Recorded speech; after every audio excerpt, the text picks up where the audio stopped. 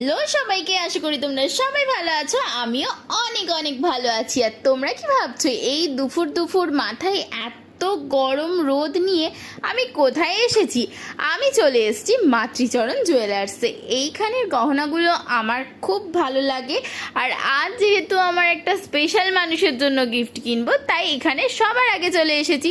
আমি এখানে অনেক রকম পলা দেখলাম, তার মধ্যে এই যে পলাটা এখন তোমরা দেখতে পাচ্ছ, এইটা আমার খুব ভালো লেগেছে।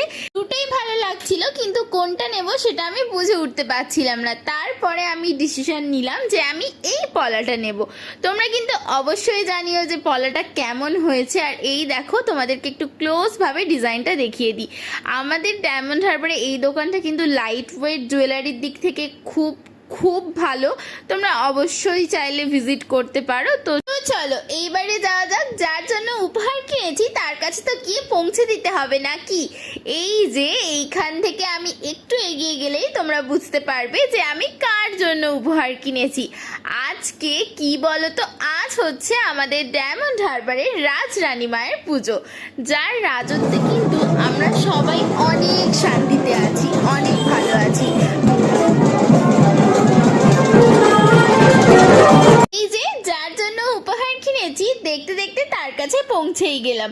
আর একটুখানি গেলেই কিন্তু আমরা মায়ের কাছে পৌঁছে যাব। এখন হচ্ছে মাকে গহনা দিয়ে সাজানো হচ্ছে। তোমাদেরকে আমি সেই সব কিছুই দেখাবো। আর এই দেখো, আস্তে আস্তে কত ভিড় বাড়ছে দেখেছো। এইখানে সন্ধেবেলা গা গলানোর মতো জায়গা থাকবে না। তো চলো তোমাদেরকে একটু মাকে কাছ থেকে দেখিয়ে দিই। ওই যে দূরে আমার মা সাজছে, তোমরা কি দেখতে পাচ্ছ?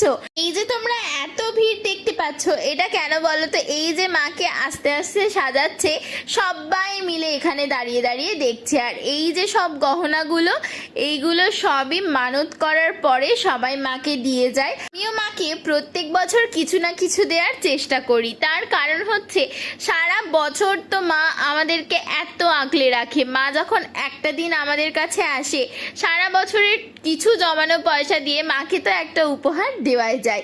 সেটা যে সোনা বা রূপো হতে হবে এরকম কোনো ব্যাপার নয়। আমি মনে করি যখন যেমন সামর্থ্য, মাকে ঠিক তখন তেমনই উপহার দেওয়া উচিত।